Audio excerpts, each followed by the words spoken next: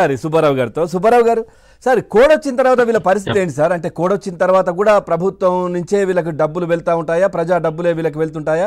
ప్రజలు కట్టిన ట్యాక్సుల నుంచి వాలంటీర్లకు ఎట్లా ఉంటుందంటారు? కోడ్ తర్వాత వీళ్ళను మరి ప్రతి గ్రామానికి అంటే గ్రామంలో 50 ఇళ్లకు ఒక వాలంటీర్ను పెట్టారు కదా, వాళ్ళు వెళ్ళి ప్రభుత్వ పథకాలు అప్పుడు కూడా ప్రచారం చేస్తారా? అసలు ఏంటి, ఎట్లా ఉంటుంది కోడ్ తర్వాత? ఇప్పుడు దాదాపుగా సంవత్సరానికి ఈ వాలంటీర్లకి చేసే ఖర్చు 1900 కోట్ల రూపాయలండి. అవును.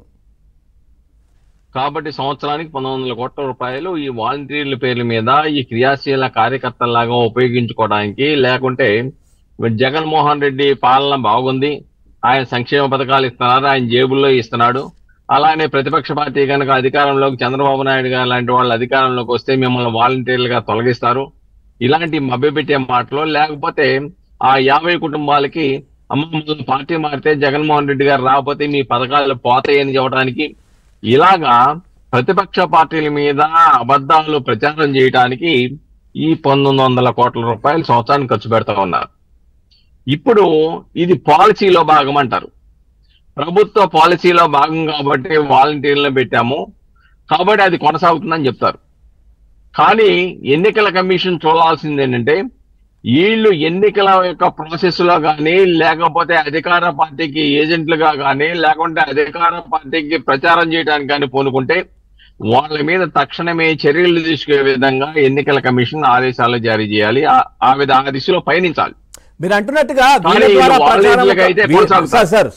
వీళ్ళ ద్వారా ప్రచారం ఒకటి, ఆ తర్వాత మరో 621 కోట్లు కావాలని అడుగుతున్నారు. ఎందుకంటే బ్లూ మీడియాలో వాళ్ళు పెద్ద పెద్ద ప్రకటనలు వేసుకోవడానికి ఇప్పటికే ఆల్రెడీ 193 కోట్లు అయితే ఖర్చు పెట్టారు, మరో 621 కోట్లు కావాలి మాకు ప్రకటనలు ఇవ్వడానికి అని చెప్పి సమాచార శాఖ అంటే దానికి సంబంధించినటువంటి అడుగుతున్న పరిస్థితి. ఇక్కడ ఒకటే ఆల్రెడీ పత్రికల్లో ప్రకటన ఇచ్చే విషయంలో కూడా ఈనాడు ఉషోదయ అనుకుంటాను, వాళ్ళు ఆల్రెడీ కోర్టులో కూడా పిటిషన్ వేశారు. అవును. సాక్షి పత్రికకి నిబంధనలకు విరుద్ధంగా వీళ్ళు ప్రకటనలు ఇస్తా ఉన్నారు, విస్తలవిడిగా ఇస్తున్నారు, కోట్లాది రూపాయలు సాక్షి పత్రికకి అడ్వర్టైజ్మెంట్లు చేసుకొని నిబంధనలకు విరుద్ధంగా ఇచ్చి కోట్లాది రూపాయలు గడిస్తున్నారు అని చెప్పేసి. అందుకే పాపం ఈనాడు వాళ్ళు కూడా మేము అలాగా నిబంధనలకు విరుద్ధంగా ఇచ్చేమని చెప్పేసి తిరస్కరించినట్టుగా నాకున్న సమాచారం. అలాగే దాన్ని ఛాలెంజ్ కూడా చేశారు. ఇక్కడ ఏమవుతుందంటే, ప్రభుత్వ ధనాన్ని ఈ ప్రభుత్వం దుర్వినియోగం చేసిన విధంగా, జగన్మోహన్ రెడ్డి దుర్వినియోగం చేసిన విధంగా దేశ చరిత్రలో ఏ పాలకుడు చేసి ఉండవు. కాబట్టి అన్ని అంశాలు, ఇప్పుడు వాలంటీర్లకు ఇచ్చే జీతాల దగ్గర నుంచి, వాలంటీర్కి ఇచ్చే ఫెసిలిటీస్ గురించి దగ్గర నుంచి, వాలంటీర్కి మళ్ళీ జీతం పెంచుతామనే అంశం దగ్గర నుంచి, ప్రత్యర్థి పార్టీ కనుక చంద్రబాబు నాయుడు గారు అధికారంలోకి వస్తే మీ ఉద్యోగాలు ఓడగొడతారనే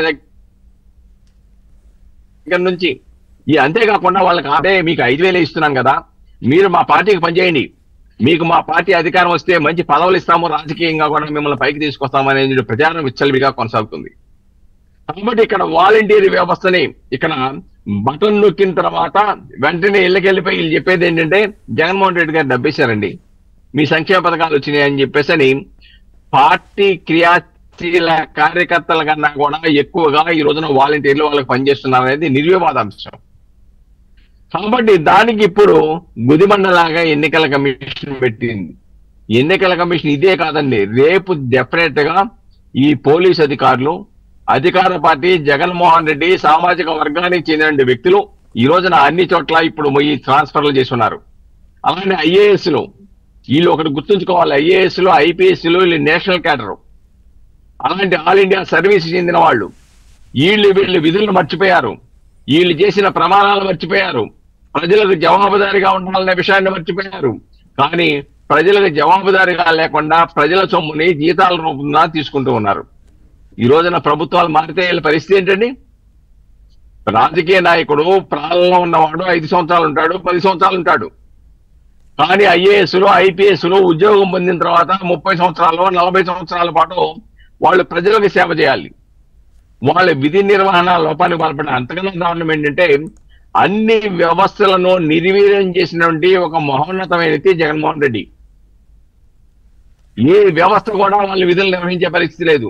ఒకవేళ మనం చూస్తా ఉన్నాం, ఈ రోజున ఐఏఎస్ లాంటి వాళ్ళు, ఆల్ ఇండియా సర్వీస్ చెందిన వాళ్ళు ఐపీఎస్ లాంటి వాళ్ళు ఆంధ్రప్రదేశ్ హైకోర్టుకి వెళ్ళి చేతులు కట్టుకొని తలకాయ దించుకోవాల్సిన పరిస్థితి. సెక్షన్లు చదువుతున్నారు న్యాయమూర్తులు సైతం రోజు మీ మొహాన్ని చూడలేకపోతున్నామని చెప్పేసి ఆశ్రయించుకునే పరిస్థితికి ఈ రోజున ఐఏఎస్లు తెచ్చుకున్నారంటే ఇంతకన్నా దారుణమైన దౌర్భాగ్యమైన పరిస్థితి ఇంకోటి ఉంటుందా అని చెప్పేసి వాళ్ళు కూడా మన్నం చేసుకోవాలి, ఆత్మ పరిశీలన చేసుకోవాలి. ఎందుకంటే వాళ్ళ పైన సలహాదారులను పెట్టారు. దాదాపుగా ఇప్పటి వరకు 650 కోట్లకు పైగా సలహాదారులకు డబ్బులు ఇచ్చారు. ఒక సజ్జలకే 150 కోట్ల పైన తీసుకున్నారు ఆయన సలహాదారుడుగా, 150 కోట్ల రూపాయలు. అవును సార్. ఆ తర్వాత మరి వాళ్ళకి ఏం ఎక్స్పీరియన్స్ ఉంది ఈ సలహాదారులకు? ఐఏఎస్ ఐపీఎస్ కు వాళ్ళకి సలహాలు కూడా వాళ్ళకు కూడా ఇస్తా ఉంటారు. వాళ్ళు ఏం ఎక్స్పీరియన్స్ ఉంది? ఇంత చదువుకొని వీళ్ళు ఏంటి ఉపయోగం? ఇక్కడ ఒకటండి, అదే మీరు అడిగిన ప్రశ్నే ఆంధ్రప్రదేశ్ హైకోర్టు న్యాయమూర్తులు ప్రశ్నించారు. సీనియర్ ఐఏఎస్లు, అనుభవజ్ఞులైన ఐఏఎస్లు, క్రియాశీలకంగా పనిచేసిన అధికారులు ఉండగా వాళ్ళు మీకు పనిరాకు వాళ్ళకన్నా గొప్పగా ఈ యొక్క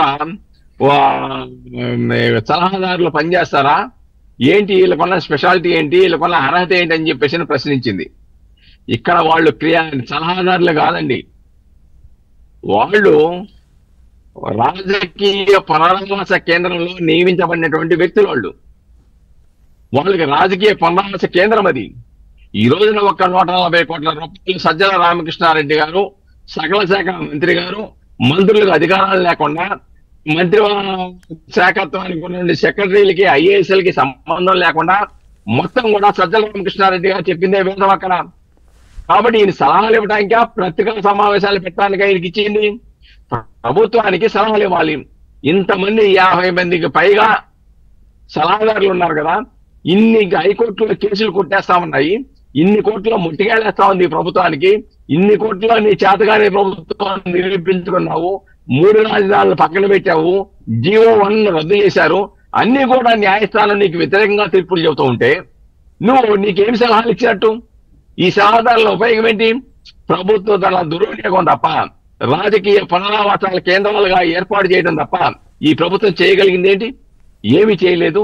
అందుకే ఇప్పుడు డిఫాక్టో చీఫ్ మినిస్టర్ ఎవరైనా అంటే సజ్జల రామకృష్ణారెడ్డి గారు పెడతా ఉన్నాడు. ప్రతి పాపం ముఖ్యమంత్రి కూడా నోరు విప్పలేని పరిస్థితి.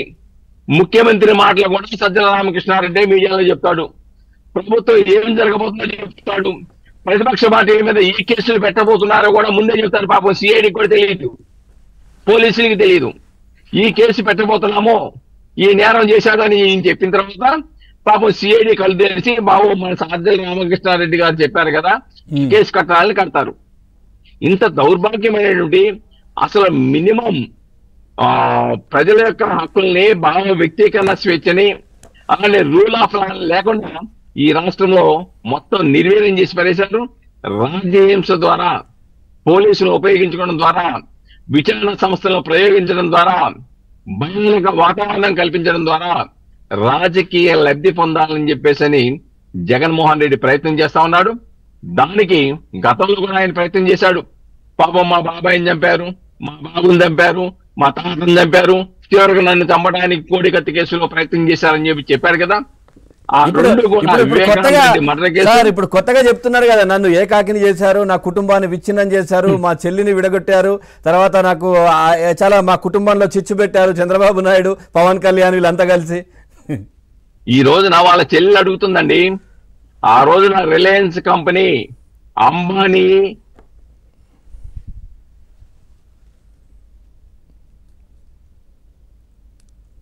సార్ బ్రేక్ అవుతోంది, మళ్ళీ వస్తాను. అనుష గారు కంటిన్యూ అండి. కాదు సార్, కవిత ఉంది, అందరికి తెలిసిందే.